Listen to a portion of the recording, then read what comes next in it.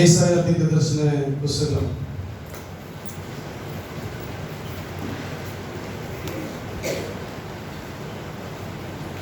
60வது அதிகாரம் 2வது வசனத்தினுடைய கடைசி பகுதி. இந்த ஆண்டு தேவன் நமக்கு தந்த வாக்குத்தத்தம். ஏசாயா 60வது அதிகாரம் 2வது வசனம். உன்மேல் கர்த்தர் உதிப்பார், அவருடைய மகிமை உன்மேல காணப்படும். உன்மேல கர்த்தர் உதிப்பார், அவருடைய மகிமை உன்மேல காணப்படும். எல்லாரும் சொல்லுவோம், உன்மேல் கர்த்தர் உதிப்பார், அவருடைய மகிமை உன்மேல் காணப்படும். எல்லாரும் மறுபடியும் சொல்லுவோம், உன்மேல் கர்த்தர் உதிப்பார், அவருடைய மகிமை உன்மேல் காணப்படும். இந்த வசனத்தில் இருந்துதான் கடந்த மாதமும் இந்த மாதமும் நாம் தியானித்துக் கொண்டு வருகிறோம். கர்த்தர் நம்மேல உதிக்கிறவர், அவருடைய மகிமை நம்மேல காணப்படும். கர்த்தருக்கு ஸ்தோத்திரம். யாக்கோபின் மேல கர்த்தருடைய மகிமை காணப்பட்டது. கைகளை உயர்த்தி ஆமென் சொல்லுவோம். அல்லேலூயா. நம்ம மேல காணப்படணும், மகிமை காணப்படணும்.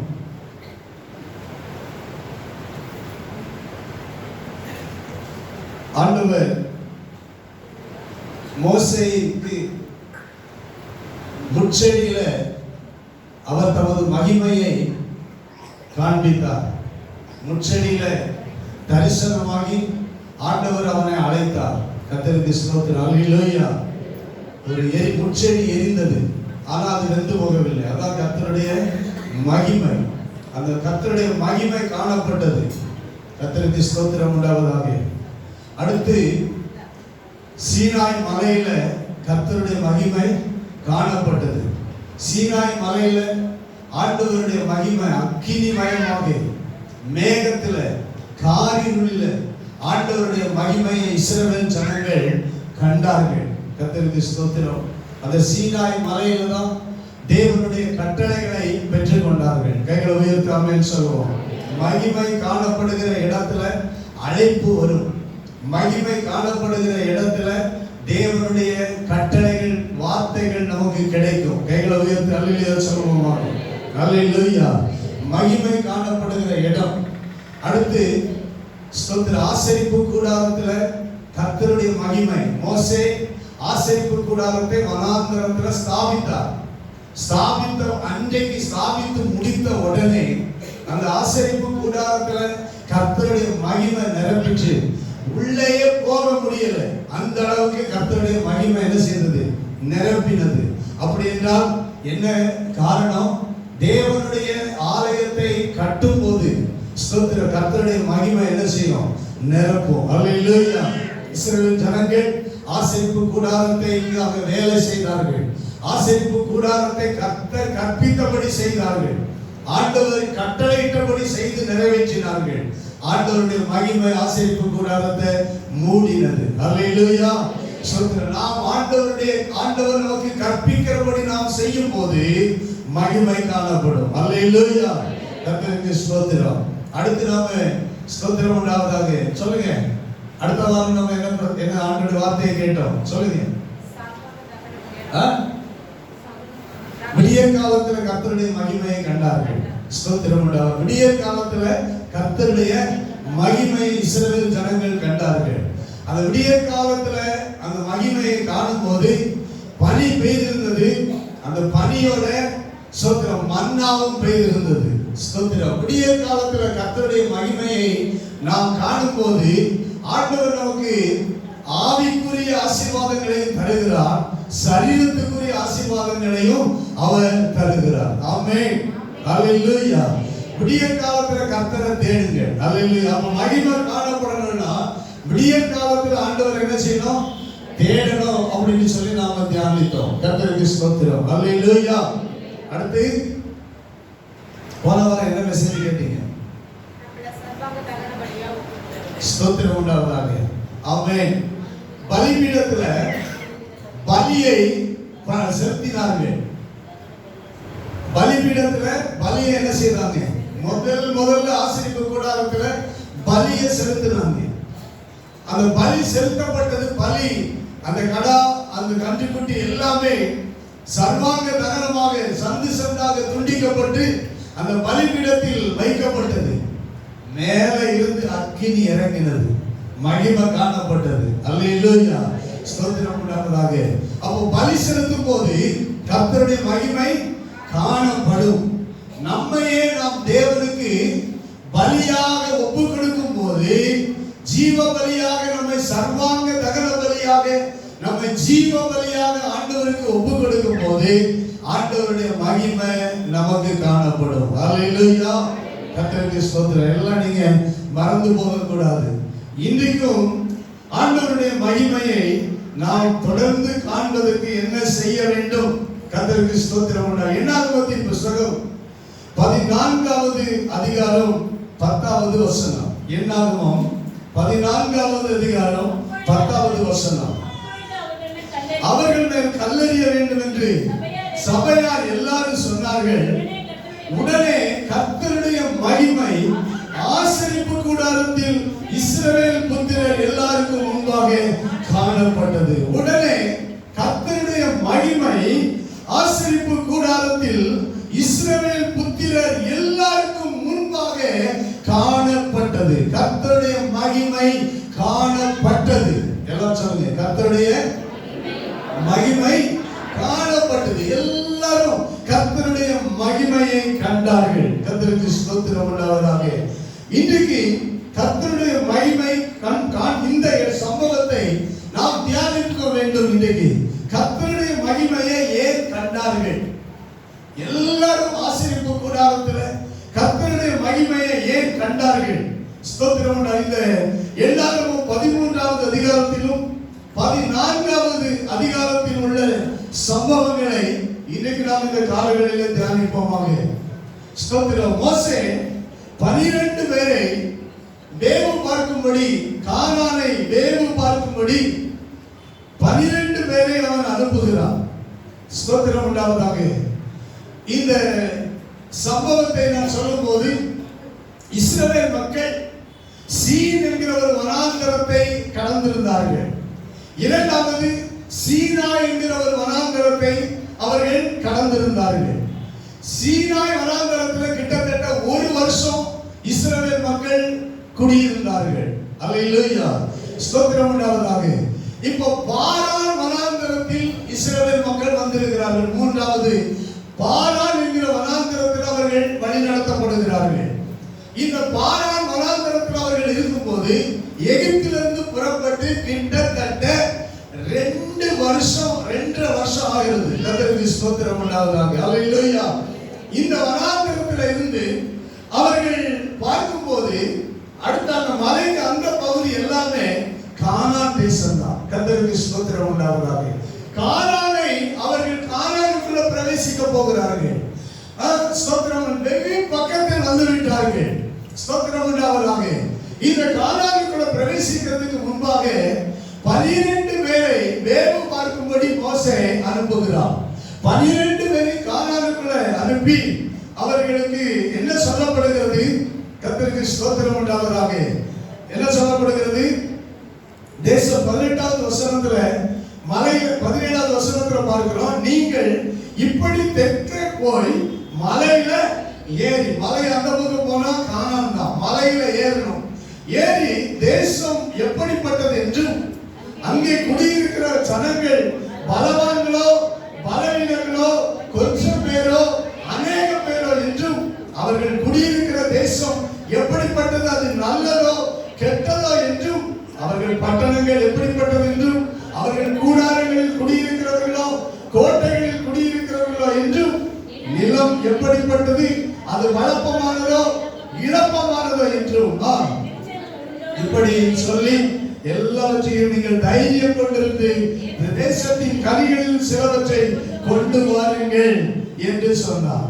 இந்த ஸ்தோத்திரம் உண்டாவதாக. இந்த 12 பேரும் இந்த கானானை சுற்றி வேவு பார்ப்பதற்கு போனார்கள்.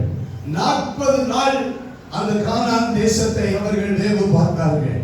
40 நாளுக்கு பின்பு மோசே இடத்துல இந்த 12 பேரும் திரும்பி வந்து ஒரு ரிசல்ட்டை கொண்டு வந்தாங்க. தேசத்தை குறித்த அந்த காரியத்தை கொண்டு வந்தாங்க. ஸ்தோத்திரம். அந்த தேசத்தின் கனிகளையும் கொண்டு வந்தாங்க. 27வது வசனத்தில் பார்க்கிறோம், மோசேயை நோக்கி, நீர் எங்களை அனுப்பின தேசத்துக்கு நாங்கள் போய் வந்தோம், அது பாலும் தேனும் ஓடுகிற தேசம்தான் அப்படின்னு சொன்னாங்க. எல்லாருக்கும் இதுல எந்த மாறுதலும் இல்லை, வித்தியாசம் இல்லை. அந்த தேசம் பாலும் தேனும் ஓடுகிற தேசம் தான். கர்த்தருக்கு ஸ்தோத்திரம். அதனுடைய கனியை நாங்கள் கொண்டு வந்திருக்கிறோம். அப்படிப்பட்ட செழிப்பான ஆசீர்வாதம் அங்கே இருக்கிறது. 28வது வசனத்திலிருந்து சொல்கிறார்கள், அங்கே குடியிருக்கிறவர்கள் ஜனங்கள் பலவான்கள், பட்டணங்கள் அரணிப்பானவைகளாக மிகவும் பெரியவைகளாக இருக்கிறது. சிறியவைகள் அல்ல. பட்டணங்கள் எல்லாம் பெரிய பெரிய பட்டணங்கள். பட்டணங்கள் திறந்து இல்லை, அது மிகவும் அரணிப்பாக பாதுகாப்பாக இருக்கிறது. கர்த்தருக்கு ஸ்தோத்திரம். அங்கே இருக்கிற ஜனங்கள் பலவீனர்கள் அல்ல, எல்லாருமே பலவான்களாக இருக்கிறார்கள்.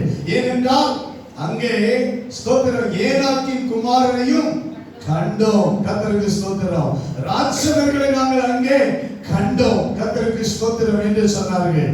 ஆனால் 30வது வசனத்தில் சொல்கிறார்கள், ஸ்தோத்திரம், நாம் உடனே போய் அதை சுதந்திரித்துக் கொள்வோம், நாம் அதை எளிதாக ஜெயித்துக் கொள்ளலாம் என்றார். உடனே அங்க போய் வந்த மனிதர்கள் சொல்றாங்க, நாம் போய் வந்த அந்த ஜனங்களோட எதிர்க்க நம்மாலே கூடாது, அவர்களை எதிர்க்க நம்மாலே. இவ்வளவு சொல்லிட்டு அவங்க சொல்றது வார்த்தை தான் நாம இன்னைக்கு கவனிக்கணும். அவர்களை எதிர்க்க நம்மால கூடாது, அவர்களை எதிர்க்க நம்மால கூடாது, அவர்கள் நம்மை பார்க்கிலும் பலவான்கள் என்று சொன்னார்கள். இது உண்மைதான், இது மனுஷ பார்வையில உண்மை. ஆனா தேவனுடைய பார்வையில இது உண்மை இல்லை. கைகளை உயர்த்தாமல் சொல்லுவோமா?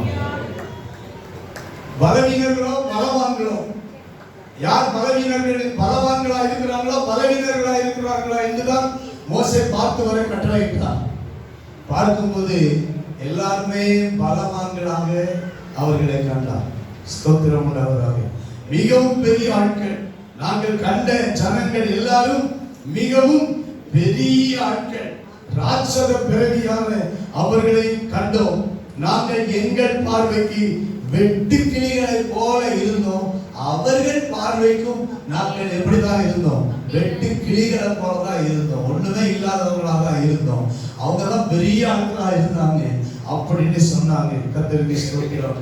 இது ஸ்தோத்திர சத்தியம் இல்லை. கைகளை உயர்த்தாமே சொல்லுவோம். நான் மறுபடியும் சொல்லுகிறேன், துர்ச்செய்தி பேசப்பட்டது, துர்ச்செய்தியை பரவ செய்தார்கள். இப்படி இந்த துர்ச்செய்தியை ஜனங்களுக்குள் பரவ செய்தார்கள். 12 பேர் போய் வந்து 10 பேர் இந்த துர்ச்செய்தியை பரவ செய்தார்கள். 2 பேர் நல்ல செய்தியை சொன்னார்கள். அல்லேலூயா. இந்த 10 பேருடைய துர்ச்செய்தி முழு சபைக்கும் பரவினது. எல்லாரும் ஸ்தோத்திர கூக்குரலிட்டு புலம்பினார்கள். முழுவதும் அழுது கொண்டிருந்தார்கள் என்று 14வது அதிகாரத்தில் ஆரம்பிக்கிறது. எல்லாரும் முறுமுறுத்தார்கள். எகிப்து தேசத்துல செத்து போனால் நலமாயிருக்கும், அல்லது இந்த வனாந்திரத்துல செத்து போனாலும் நலம் என்று சொன்னார்கள். எகிப்து தேசத்திலிருந்து நாங்கள் கொண்டு வந்தது என்ன? நாங்கள் திரும்பி போகிறது எங்களுக்கு உத்தமம். நாங்கள் ஒரு தலைவரை ஏற்படுத்தி எகிப்துக்கு மறுபடியும் திரும்பி போவோம் என்று சொல்லிக் கொண்டார்கள். கர்த்தருக்கு ஸ்தோத்திரம் உண்டாவதாக. அல்லேலூயா. ஸ்தோத்திரம் உண்டாவதாக. நம்முடைய வாழ்க்கையில் நாம் நம்முடைய வார்த்தைகளை ஆண்டவர் பார்க்கிறார். கர்த்தருக்கு ஸ்தோத்திரம். இந்த வார்த்தைகளை சொன்னபோது மோசே முகங்குப்புற விழுந்தான். இந்த 2 பேரும் யோசுவாவும் காலேபும் வஸ்திரங்களை கிழித்துக் கொண்டு சொன்னார்கள், நாங்கள் சோதித்த தேசம் மகா நல்ல தேசம், கர்த்தர் நம்ம மேல பிரியமா இருந்து அவர் இந்த தேசத்தை நமக்கு கொடுப்பார். 9வது வசனத்தில் 14:9, கர்த்தருக்கு விரோதமாக மாத்திரம் கலகம் பண்ணாதீர்கள், அந்த தேசத்தின் ஜனங்களுக்கு பயப்பட வேண்டியது இல்லை, அவர்கள் நமக்கு இரையாவார்கள். ஆமென். அல்லேலூயா. ஸ்தோத்திரம். அவர்களை காத்த நிழல் அவர்களை விட்டு விலகி போயிற்று. கர்த்தர் நம்மோட இருக்கிறார், அவர்களுக்கு பயப்பட வேண்டியது இல்லை என்றார்கள். துர்ச்செய்தியும் பரப்பப்படுகிறது, நல்ல செய்தியும் அங்கே அறிவிக்கப்படுகிறது. ஸ்தோத்திரம். இப்போதான் கர்த்தருடைய மகிமை அங்கே வருகிறது. ஹல்லேலூயா, ஸ்தோத்திரம் உண்டாவதாக. இன்னைக்கு சபைகள்ல துர்ச்செய்தியும் பரப்பப்படுகிறது, நல்ல செய்தியும் என்ன செய்யப்படுகிறது? பரப்பப்படுகிறது. துர்ச்செய்தி வேகமாக போகிறது, ஆனால் நல்ல செய்தி வேகமாக பரப்பப்படுவது இல்லை. துர்ச்செய்தி பேசுகிறவர்கள் அநேக, நல்ல செய்தி பேசுகிறவர்கள் கொஞ்சம் தான் எப்பவுமே. ஸ்தோத்திரம், ஹல்லேலூயா. சத்தியத்தை பேசுகிறவர்கள் எப்போதுமே கொஞ்சம் தான். ஆனால் ஸ்தோத்திரம், துர்ச்செய்தி என்பது மனிதர்களுடைய பார்வையில அது உண்மையை போல இருக்கலாம், ஆனால் அது உண்மை அல்ல. தேவனுடைய பார்வையில் இருக்கிற சத்தியம் தான் உண்மை. கைகளை உயர்த்தி எல்லாரும் ஆமென் சொல்லுவாங்க. ஹல்லேலூயா. சத்தியத்தினுடைய உண்மை என்ன? ஸ்தோத்திரம், அந்த ஜனங்களுக்கு நாம் பயப்பட வேண்டியது இல்லை. அவர்கள் நமக்கு இறையாவார்கள். அவர்களை காத்த நிழல் அவர்களை விட்டு விலகி போயிற்று. கர்த்தர் நம்மோட இருக்கிறார். ஸ்தோத்திரம், நாம் தான் பலவான்கள். கைகளை உயர்த்தி ஆமென் சொல்லுவாங்க. சத்தியத்தை குறித்த உண்மை என்ன? ஸ்தோத்திரம், இஸ்ரவேல் மக்களை போல பலம் உள்ளவர்கள் ஒருவருமே இல்லை. கைகளை உயர்த்தி ஆமென் சொல்லுவாங்க. ஹல்லேலூயா. அவர்களில் பலவீனப்பட்டவன் ஒருவராகிலும் இல்லை என்றுதான் வேதம் சொல்லுகிறது. இன்னைக்கு இந்த இடத்துல அநேகர் நாம இருக்கிறோம். அநேகருக்கு நீங்க கேட்டீங்கன்னா எனக்கு அந்த பலவீனம் இருக்கு, இந்த பலவீனம் இருக்கு என்றுதான் நாம சொல்லுவோம். ஆனால் இஸ்ரவேல் ஜனங்கள் ஒருத்தர் கூட பலவீனமானவர்கள் இல்லை. அப்படி இருக்கும் போது கர்த்தருக்கு ஸ்தோத்திரம் உண்டாவதாக. அவர்கள் எளிதாக ஜெயிக்க முடியும். அது மாத்திரமல்ல, கர்த்தர் அவர்களோட கூட இருக்கிறார். இந்த ரெண்டு வருஷமாக ஆண்டவர் அவர்களோடு கூட இருக்கிறார் என்பதை அவர்கள் வாழ்க்கையில் அனுபவித்தவர்கள். கர்த்தருக்கு ஸ்தோத்திரம். எவ்வளவு மகிமையாய் ஆண்டவர் அவர்களை நடத்தி கொண்டு வந்தார். ஆனால் அதை மறந்து போனார்கள். ஆண்டவர் இன்றைக்கும் அவர்களோடு கூட இருக்கிறதை அவர்கள் மறந்தார்கள். இன்றைக்கு நான் சொல்லுகிறேன், கர்த்தர் உங்களோடு கூட இருக்கிறார். கைகளை உயர்த்தி ஆமென். அதுதான் உண்மை. கர்த்தருக்கு ஸ்தோத்திரம் உண்டாவதாக. கர்த்தர் தேவனுடைய பிள்ளைகளோடு கூட இருக்கிறார். கர்த்தருக்கு ஸ்தோத்திரம். அதுதான் உண்மை. நீங்கள் பலவான்கள். சொல்லுங்க, நாங்கள் பலவான்கள். ஹல்லேலூயா. கர்த்தர் எங்களோடு கூட இருக்கிறார். கர்த்தருக்கு ஸ்தோத்திரம். வேதம் சொல்லுகிறது, ஸ்தோத்திரம் உண்டாவதாக. நான் சொல்லியிருக்கிறேன் ஏற்கனவே, பலவீனனும் பலவான் என்று சொல்வானாக என்று யோவேலில் நாம வாசிக்கிறோம். 1 யோவான்ல ஸ்தோத்திரம் உண்டாவதாக அப்போஸ்தலனாகிய யோவான் எழுதுகிறார், நீங்கள் ஸ்தோத்திரம் உண்டாவதாக பலமுள்ளவர்களாய் இருக்கிறபடியினால, பலவானை ஜெயித்தவர் பொல்லாங்கனை ஜெயித்தவர்களாய் இருக்கிறபடியினால, நீங்கள் பலவான்களாய் இருக்கிறபடியினால நான் இவைகளை உங்களுக்கு எழுதுகிறேன் என்று சொல்கிறார். அல்லேலூயா. பலவான்களுக்கு தான் தேவனுடைய வார்த்தை எழுதப்பட்டிருக்கிறது. கைகளை உயர்த்தி ஆமென் சொல்லுவோம். சபை யாரு? பலவான்கள். அல்லேலூயா. சொல்லுங்க, நாம் யாரு? பலவான்கள். பொல்லாங்கனை ஜெயித்தவர்கள், சாத்தானை ஜெயித்தவர்கள். நாம் பலவான்கள். சோத்திரம், சாத்தானை ஜெயித்தவர்களுக்கு சோத்திரம், ராட்சதர்களை ஜெயிப்பது அது கஷ்டமே இல்லை. அல்லேலூயா. பலவான்களை சோத்திரம், சாத்தானை பொல்லாங்கனை ஜெயித்தவர்களுக்கு சோத்திரம், எதிரியை, இன்னும் மனுஷ எதிரியை ஜெயிப்பது கஷ்டமே இல்லை. கைகளை உயர்த்தி அல்லேலூயா சொல்லுவோம். அல்லேலூயா. சோத்திரம், பலவான்கள் தேவனுடைய பிள்ளைகளே. இதுதான் சத்தியம். ஆமென். அல்லேலூயா. வேதம் சத்தியத்தை சொல்கிறது. ஸ்தோத்திரம். அந்த சத்தியம் என்ன? நீங்களும் நானும் பலவான்கள் என்கிற அந்த உண்மையை வேதத்தின் சத்தியம் நமக்கு காண்பிக்கிறது. அல்லேலூயா. இரண்டாவது, ஸ்தோத்திரம், ஆண்டவர் நம்ம கூட இருக்கிறார் என்பதுதான் சத்தியம். அல்லேலூயா.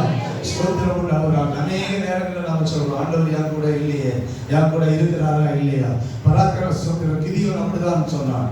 ஆனால் ஆண்டவர் அவனை பார்த்து சொன்னார், பராக்கிரமசாலியே, கர்த்தர் உன்னோடு கூட இருக்கிறார். கர்த்தருக்கு ஸ்தோத்திரம். இதுதான் சத்தியம். அல்லேலூயா. ஸ்தோத்திரம் உண்டாவதாக. உண்மையை, சத்தியத்தை, சத்தியத்தை நாம பேசும்போது ஆண்டவருடைய மகிமை நமக்கு காணப்படும். அல்லேலூயா. இன்னைக்கு நான் உங்களோடு கூட சொல்லுகிறேன், நமக்கு ஒரு சத்தியம் இருக்கிறது. நம்முடைய வாழ்க்கையில ஸ்தோத்திரம் உண்டாவதாக சத்தியத்தை நாம் பேச கற்றுக்கொள்ள வேண்டும்.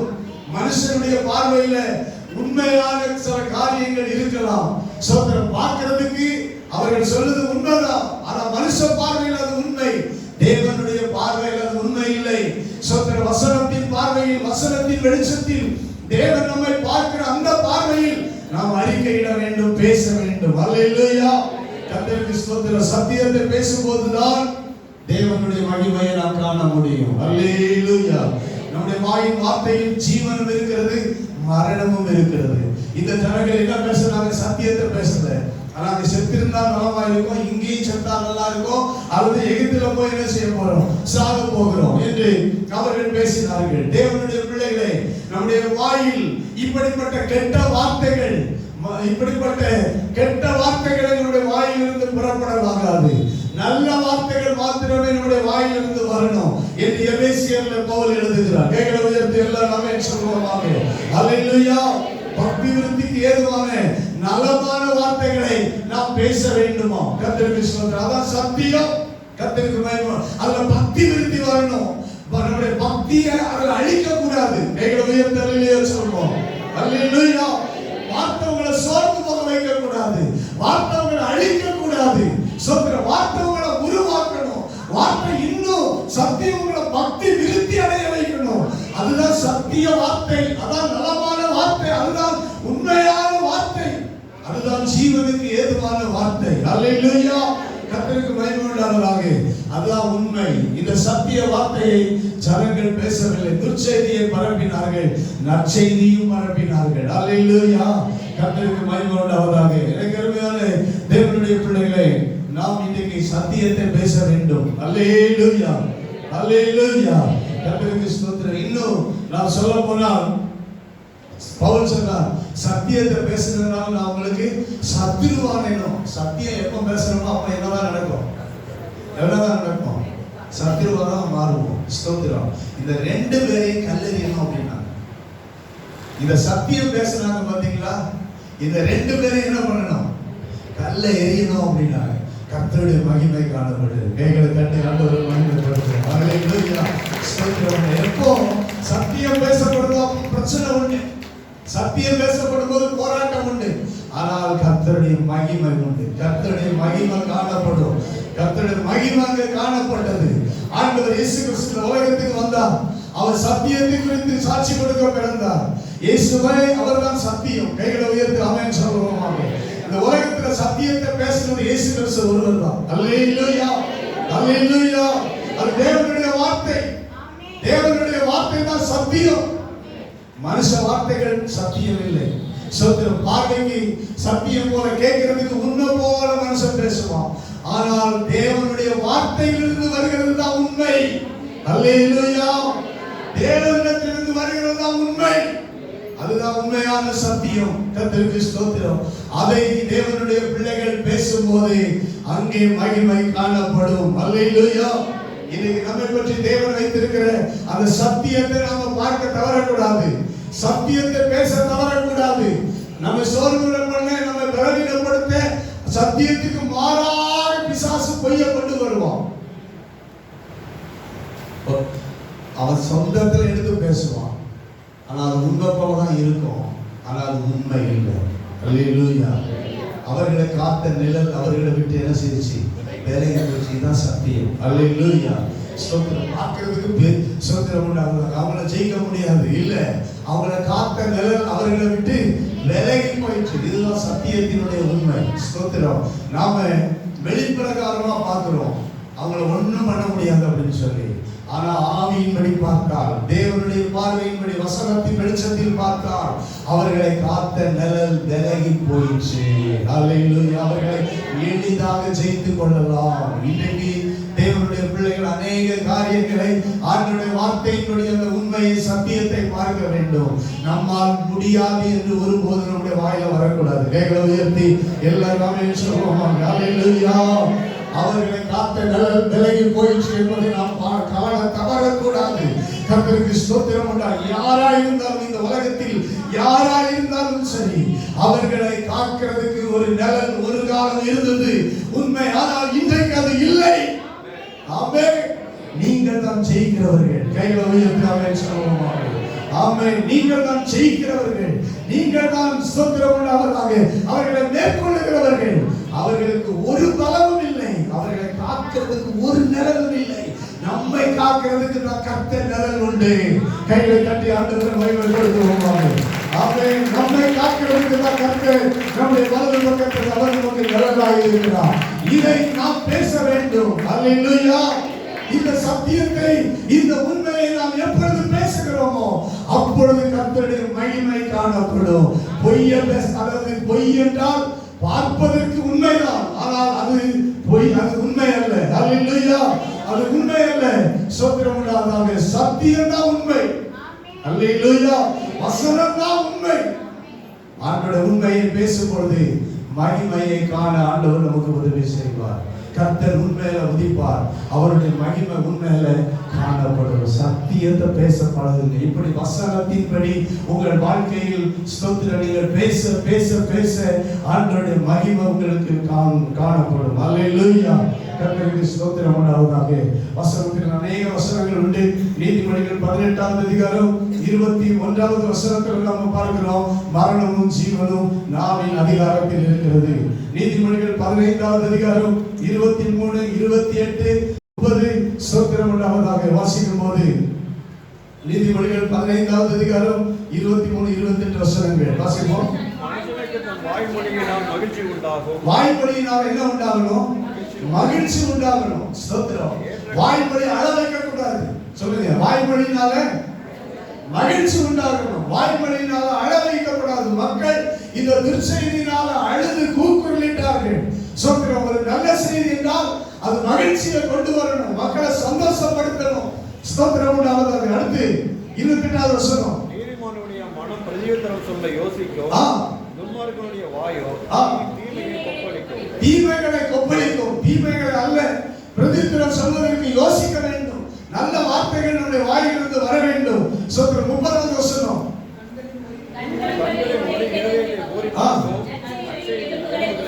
என் நற்செய்தி எலும்புகளை புஷ்டியாக்கும். கைகளை உயர்த்தி அல்லேலூயா சொல்லுவோம். அது நல்ல பலமுள்ளவளை நம்மளை மாற்றும். ஸ்தோத்திரம். நல்ல வார்த்தை, நல்ல செய்தியை நாம சொல்லும்போது நம்ம எலும்பை என்ன செய்யுமா? புஷ்டியாக்கிடும். நம்ம பலசாலிகளா மாற்றும், தைரியசாலிகளாக மாற்றும். நம்ம சோர்ந்து போக வைக்காது, நம்ம தைரியம் கொள்ள வைக்கும். அல்லேலூயா. ஸ்தோத்திரம் உண்டாவதாக. அதுதான் நல்ல செய்தி, நல்ல வார்த்தைகள் தேவனுடைய பிள்ளைகளுடைய வாழ்க்கையில. ஸ்தோத்திரம் உண்டாவதாக.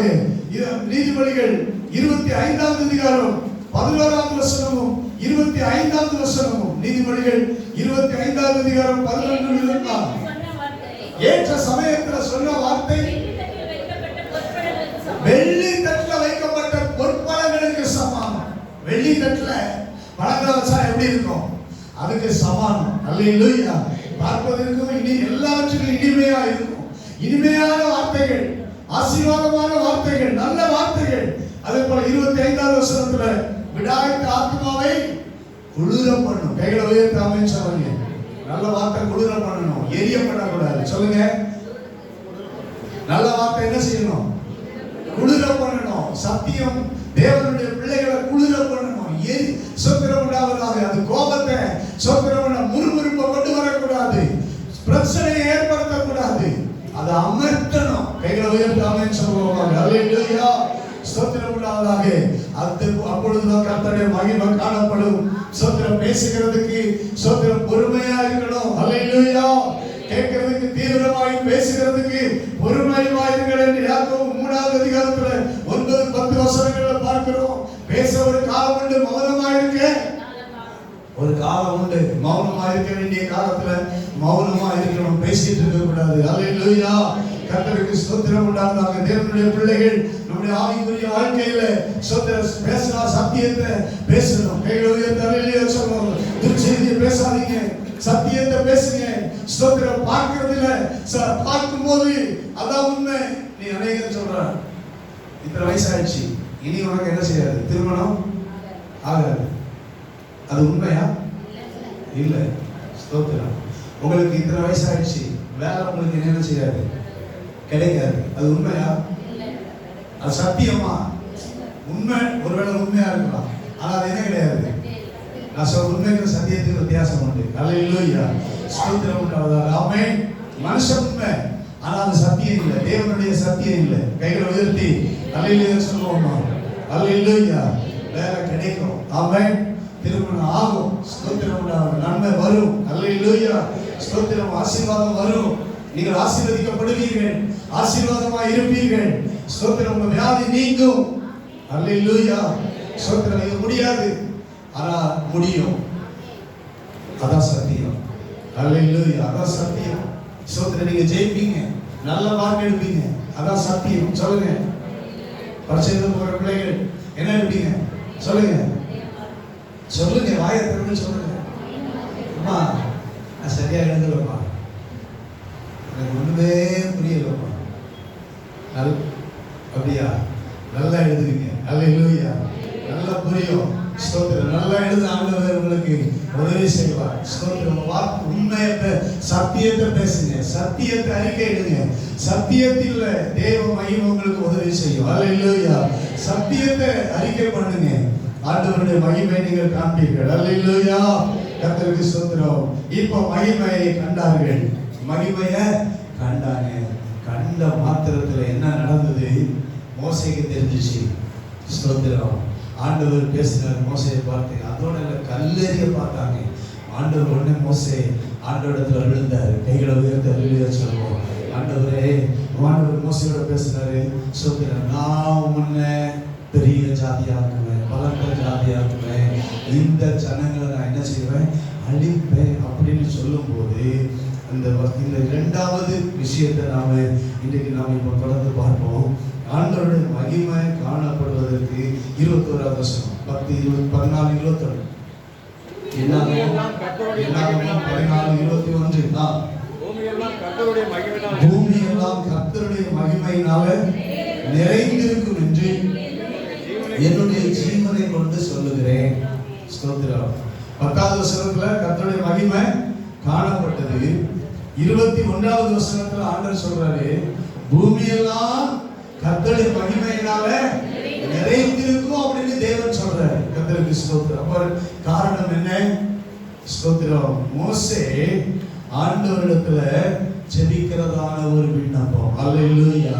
ஸ்தோத்திரம். மகிமை காணப்படணும்னா ஸ்தோத்திரம் நாம விண்ணப்பம் பண்ண வேண்டும். அல்லேலூயா. நல்ல செய்தியை பேசணும், நல்ல வார்த்தைகளை பேசணும், விசுவாசம் சத்தியத்தை பேசணும்.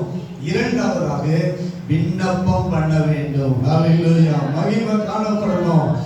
கர்த்தர் நம்ம மேல உதிப்பார், அவருடைய மகிமை நம்ம மேல காணப்படும். நாம் விண்ணப்பம் பண்ணுகிறவர்களாக மாறணும். அல்லேலூயா. கல்லறிய வந்த அந்த ஜனங்களுக்காக மோசே விண்ணப்பம் பண்ண ஆரம்பித்தார். ஸ்தோத்திரம். நான் அவர்களை அவர்களை விசுவாசிக்கவில்லை, நான் உன்னை பெரியதும் பலத்ததுமான ஜாதி ஆக்குவேன் என்று சொன்னபோது மோசே 13வது வசனத்திலிருந்து அவன் பண்ணுகிற ஒரு விண்ணப்ப ஜெபத்தை 13வது வசனத்திலிருந்து பார்க்கிறோம். மோசே கர்த்தரை நோக்கி, எகிப்தியர் இதை கேட்பார்கள். அவர்கள் முதல்ல மோசே சொல்றாரு, எகிப்தியர் இதை கேட்பார்கள். ஸ்தோத்திரம். அவருடைய விண்ணப்பத்துல முதல்ல வைக்கிற காரியம் என்னன்னா, எங்க இருந்து நாங்க வந்தோமோ அங்க உள்ளவங்க இதை என்ன செய்வாங்க? கேட்பாங்க. கர்த்தருக்கு ஸ்தோத்திரம். அது நல்லதா? அது ஆசீர்வாதமா? ஸ்தோத்திரம்.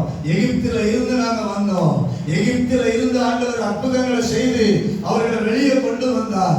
இப்ப இந்த ஜனங்கள் அழிந்து போனால், இந்த ஜனங்கள் ஒன்றுமில்லாமல் போனால், இந்த ஜனங்கள் ஆசீர்வாதத்தை இழந்து போனால், இந்த ஜனங்கள் ஸ்தோத்திரம் நன்மை இல்லாமல் போனால், இந்த ஜனங்கள் பெருகாமல் போனால், இந்த ஜனங்கள் வளராமல் போனால், இந்த ஜனங்களுக்கு வர வேண்டிய எல்லாமே ஒன்றும் கிடைக்காமல் போனால் எகிப்தியரை கேட்பார்கள். எகிப்தியர் ஸ்தோத்திரம் உண்டாவதாக இதை கேள்விப்படுவார்கள். ஸ்தோத்திரம் உண்டாவதாக. பிரியமானவர்களே, ஸ்தோத்திரம். நாம் விட்டு வந்த ஜனம் நம்முடைய வாழ்க்கையில் நடக்க போகிற ஒன்றை அவர்கள் கேட்க கூடாது. கைகளை உயர்த்தி ஆமென் சொல்லுவோம். அதற்காக நாம் மன்றாட வேண்டும். அல்லேலூயா. எங்கே இருந்து வந்தோமோ அவர்களுக்கு நமக்கு நம்ம வாழ்க்கையில நடக்கிற ஸ்தோத்திரம் துர்ச்செய்தி, நம்முடைய வாழ்க்கையில் நடக்கக்கூடிய ஸ்தோத்திரம் இல்லாமைகளை அவர்கள் கேட்டுவிடக் கூடாது. அல்லேலூயா. நம்முடைய வாழ்க்கையின் மேன்மையை தான் அவர்கள் பார்க்கணும், நம் வாழ்க்கையின் மேன்மையை தான் அவர்கள் கேட்கணுமே அல்லாமல் எகிப்தியர் ஸ்தோத்திரம் உண்டாவதாக இந்த ஜனங்கள் அழிந்து போனார்கள். வனாந்தரத்துல இயேசுவை தேடி போனாங்க, இயேசு கிட்ட போனாங்க, அல்லேலூயா பாட போனாங்க, அந்த ஆராதனை ஆவிக்குரிய ஆராதனை போனாங்க. இயேசுவை தேடி போனாங்க, ஒண்ணும் இல்லாம போயிட்டாங்க. அப்படி நீ எகிப்தியர் கேள்விப்படக்கூடாது. கைகளை உயர்த்தி, எகிப்தியர் கேள்விப்படக்கூடாது. இதான் விண்ணப்பம், ஜெபமா இருக்கணும். ஹல்லேலூயா, ஸ்தோத்திரம். நீங்க ஆண்டவரை பிடிச்சு கேட்கணும். ஸ்தோத்திரம். எகிப்தியர் கேள்விப்படக்கூடாது. ஆண்டவரே, என் வாழ்க்கையில நீங்க என்னை அற்புதமா நடத்தி வந்தீங்க, இப்போ எனக்கு அற்புதம் இல்லை அப்படிங்கிறத எகிப்தியர் கேட்கக்கூடாது. ஆண்டவரே, மோசே விண்ணப்பம் அதுவாகத்தான் இருந்தது. ஹல்லேலூயா. நீங்க விண்ணப்பம் பண்ணீங்கன்னா கர்த்தருடைய மகிமையை காண முடியும். ஹல்லேலூயா. அந்த இடத்துல பூமியே கர்த்தருடைய மகிமை, ஆண்டவர் சொல்றது அற்புதமா இருக்குது. ஸ்தோத்திரம் உண்டாவதாக. பூமியே கர்த்தருடைய மகிமையினால் என்ன செய்யுமா? நிறைஞ்சிருக்குமா. இரண்டாவது சுருக்கமா நான் சொல்றேன். இரண்டாவது ஸ்தோத்திரம் 13வது வசனம் 14வது வசனத்துல இந்த ஜனங்கள் நடுவே நீ இருக்கிறதையும் நீ முகமுகமாய் தரிசனமாகிறதையும் உம்முடைய மேகம் இவர்கள் மேல் நிற்கிறதையும் பகலில் மேகத்துணிலும் இரவில் அக்கினி துணிலும் நீர் இவர்களுக்கு முன் செல்கிறதையும் கேட்டிருக்கிறார்கள். இந்த தேசத்தின் குடிகளுக்கும் சொல்லுவார்கள். இரண்டாவது வார்த்தை யூஸ் பண்றாரு, இந்த தேசத்தின் குடிகள் சொல்லுவார்கள். ஹல்லேலூயா. இந்த தேசத்தின் குடிகள், இந்த தேசத்தின் குடிகள், இந்த கானானியர்கள், சுற்றிலும் இருக்கிற இந்த அமலேக்கியர்கள், சுற்றிலும் இருக்கிற பல ஜனங்கள், இவர்கள் சொல்லுவாங்க, எகிப்தில இருந்து ஆண்டவர்களை கொண்டு வந்தாரா, எல்லாரும் அடிச்சு போட்டுட்டாரு இந்த வராந்திர பின்னணி. யார் சொல்லுவா? இரண்டாவது சொல்ற கூட்டம் யாரு? இரண்டாவது சொல்ற கூட்டம் யாரு? உங்க பக்கத்து வீட்டுக்காரங்க, உங்களை சூழ்ந்து இருக்கிறவங்க, இந்த தேசத்தார் சொல்லுவாங்க, இந்த பட்டணத்தார் சொல்லுவாங்க, எந்த கிராமத்தில் இருக்கீங்களோ அந்த கிராமத்தார் சொல்லுவாங்க. ஸ்தோத்திரம் உண்டாவதாக. கவனிங்க, எகிப்தியர் முதல்ல இருந்த இடம், இப்போ நீங்க இப்ப இருக்கிற இடம். ஹல்லேலூயா, ஸ்தோத்திரம். இப்ப இருக்கிற இடம், நீங்க முன்னாடி இருந்த ஜனங்கள், நீங்க முன்பு பார்த்த ஜனங்கள், இப்போ உங்களை பார்க்கிற ஜனங்கள் சொல்லுவாங்க, இவர்கள் அழித்து போனார்கள், ஒன்றுமில்லாமல் போனார்கள் என்று சொல்லக்கூடாது. ஆண்டவரே, ஹல்லேலூயா. விண்ணப்பம் பண்ணுங்க. ஹல்லேலூயா. விண்ணப்பம் பண்ண வேண்டும். ஸ்தோத்திரம். மூணாவது 15வது வசனத்தில் சொல்றாரு, ஒரு மனிதனை கொல்லுகிறது போல இந்த ஜனங்களை எல்லாம் கொல்லுவீர்களானால் அப்பொழுது உம்முடைய கீர்த்தியை கேட்டிருக்கும் புறஜாதியார். மூணாவது ஒரு வார்த்தை யூஸ் பண்றாரு மோசே, புறஜாதியார். இதுக்கு வெளியே இருக்கிற அத்தனை பேரும் உங்க கீர்த்தியை இவ்வளவு நாள் கேள்விப்பட்டாங்களே, ஸ்தோத்திரம் உண்டாவதாக. எல்லா நாடுகளும், எல்லா தேசத்தாரும், எல்லா மக்களும் உங்க கீர்த்தியை ஆண்டவர் பாருங்க, இஸ்ரவேல் மக்களை பகல்ல மேக ஸ்தம்பத்தினால, இரவுல அக்கினி ஸ்தம்பத்தினால அவர்களை வழி நடத்தினாரு.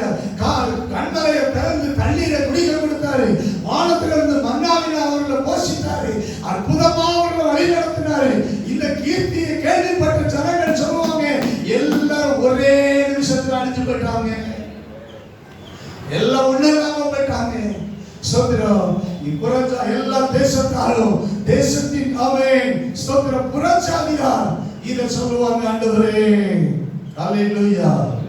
கொண்டு போட்டார் என்பார்களே.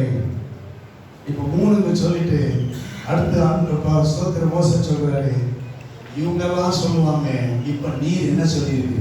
ஹல்லேலூயா. இதான் மன்றாட்டு ஜெபம், இதான் மன்றாட்டு ஜெபம். நீர் என்ன சொல்லியிருக்கு? ஸ்தோத்திரம். 17வது வசனத்துல 18வது வசனத்துல ஸ்தோத்திரம் மன்றாட்டு ஜெபம் எப்படி இருக்கு பாருங்க.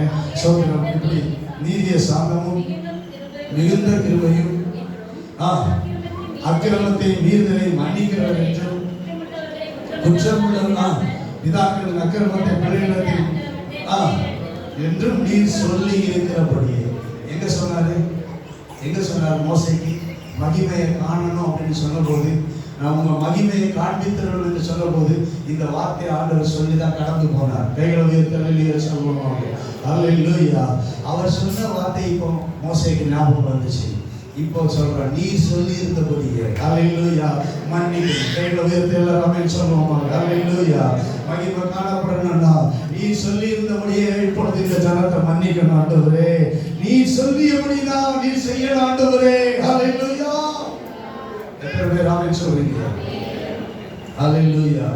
ஏன்னா ஆண்டவர் சொல்லி இருக்கிறாரு, நான் மன்னிக்கிறதுக்கு தயப்படுத்தவன், நான் மன்னிப்பேன் அப்படின்னு சொல்லி இருக்கிறார்ல. இப்போ நீங்க மன்னிக்கணும். ஸ்தோத்திரம். இந்த மன்றாட்டு ஜெபம் ஸ்தோத்திரம் மன்னித்தரலும் இப்போதான் ஆண்டவருடைய வார்த்தையே அவன் சொல்லுகிறான். ஸ்தோத்திரம். நீர் சொல்லி இருக்கிறீர் என்று சொன்னபோது ஆண்டவர் மோசேயை பார்த்து சொன்னார், வா வார்த்தை கொண்டு மன்னிச்சிட்டேன். கைகளை உயர்த்தி ஆமென் சொல்லுவோம். ஹல்லேலூயா, ஹல்லேலூயா. நீங்க கர்த்தருடைய வார்த்தைக்கு நீங்க வந்தீங்கன்னா ஆண்டவர் உங்க வார்த்தையை கேட்பார். கர்த்தருக்கு ஸ்தோத்திரம். நீங்க கர்த்தருடைய வார்த்தையின்படி பிடித்து விண்ணப்பம் பண்ணீங்கன்னா ஆண்டவர் உங்க வார்த்தையின்படியே கேட்பார். கர்த்தருக்கு ஸ்தோத்திரம். நீ உன் வார்த்தையின்படியே, இங்க அந்த வார்த்தையை தான் நான் கவனிக்க 20வது வசனத்துல, அப்பொழுது கர்த்தர் உன் வார்த்தையின்படியே மன்னிட்டேன். நான் சொல்லியிருக்கப்பா, ஆனா நீ இப்ப சொல்லிட்டேன் என் வார்த்தையை, அதனால உன் வார்த்தையின்படியே நான் என்ன செய்வேன், மன்னித்தேன் என்று மன்னித்தார். கர்த்தருடைய நாமம் மகிமைப்படுவார். மன்னிச்சுதான் சொன்னாரு, பூமி எல்லாம் கர்த்தருடைய மகிமையினால் நிறைந்திருக்கும் என்று என்னுடைய ஜீவனை கொண்டு சொல்லுகிறேன். அல்லேலூயா, ஸ்தோத்திரம். இன்னைக்கு இந்த இடத்துல மகிமை இல்லை, பூமியே கர்த்தருடைய மகிமையினால் என்ன செய்யும், நிறைந்திருக்கும் என்று கர்த்தர் ஜீவனை கொண்டு வாக்கு பண்ணினார். பிரியமான தேவனுடைய பிள்ளைகளே, இன்னைக்கு நான் 2 காரியத்தை உங்களுக்கு முன்பாக வைத்தேன். ஒன்று, ஸ்தோத்திரம் உண்டாவதாக சத்தியத்தை பேசணும். அல்லேலூயா. இரண்டாவதாக ஸ்தோத்திரம், மன்னிப்பு ஆண்டவரிடத்தில் மன்றாடி ஜெபம் பண்ணணும். ஹல்லேலூயா, ஸ்தோத்திரம் உண்டாவதாக. தானியேல் இதைத்தான் செய்தார்.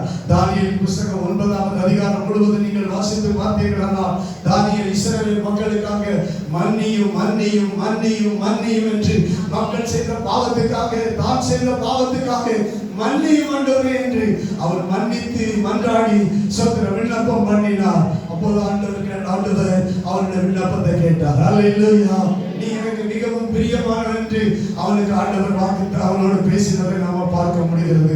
புதிய ஏற்பாட்டில் நாம பார்க்கிறோம். 1 தீமோத்தேயு 2வது அதிகாரம் 1-2 வசனங்களிலே அப்போஸ்தலனாகிய பவுல் எழுதுகிறார், எல்லா மனுஷருக்காக நீங்கள் விண்ணப்பம் பண்ண வேண்டும். அப்படி விண்ணப்பம் பண்ணுவீர்களானால் மன்னியும், என் தேசத்தின் தலைவர்களை மன்னியும், என்னுடைய அதிகாரிகளை மன்னியும், எல்லா மனுஷர்களையும் மன்னியும் என்று மன்னிப்பு கேட்டு ஜெபம் பண்ணுவீர்கள் என்றால், சொல்கிற இரக்கமுள்ள இரக்கத்துக்காக நீங்கள் மன்றாடுவீர்கள் என்றால் கர்த்தர் மன்னிப்பை அருளுவார். கைகளை உயர்த்தி ஆமென் சொல்லுவோம். இந்த தேசத்துல கர்த்தருடைய மகிமை வரும். ஆமென் சொல்லுவோம். இந்த பட்டணத்துல கர்த்தருடைய மகிமை வரும். ஆசரிப்பு கூடாரத்துல கர்த்தருடைய மகிமை, காணப்பட்ட மகிமை பூமி எல்லாம் காணப்பட வேண்டுமானால் மன்றாட்டு ஜெபம் அவசியம், விண்ணப்ப ஜெபம் அவசியம். விண்ணப்பம் பண்ணும்போது இந்த பூமி எல்லாம் கர்த்தருடைய மகிமையினால நிறைந்திருக்கும். ஆமென், ஹல்லேலூயா. நம்மேல் மகிமை காணப்படும், இந்த பூமியில் கர்த்தருடைய மகிமை காணப்படும். கர்த்தர் உங்களை ஆசீர்வதிப்பாராக.